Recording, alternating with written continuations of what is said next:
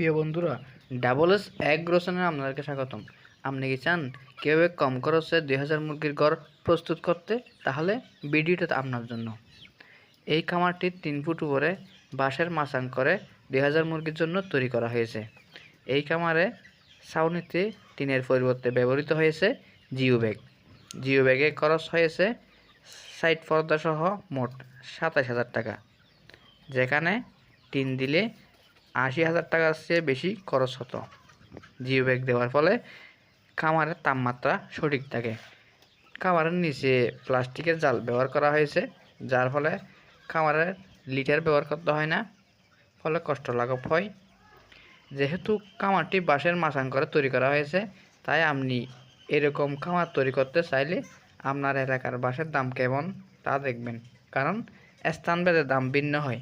একইভাবে কুটি, প্লাস্টিকের জাল, যাবতীয় জিনিসের দাম দেখবেন, তারপর আপনি খামার তৈরি করবেন। প্রিয় বন্ধুরা, ভিডিওটা ভালো লাগলে একটি লাইক দিবেন। যদি ভিডিওটি উপকার আসে, চ্যানেলটি সাবস্ক্রাইব করবেন। ধন্যবাদ সবাইকে।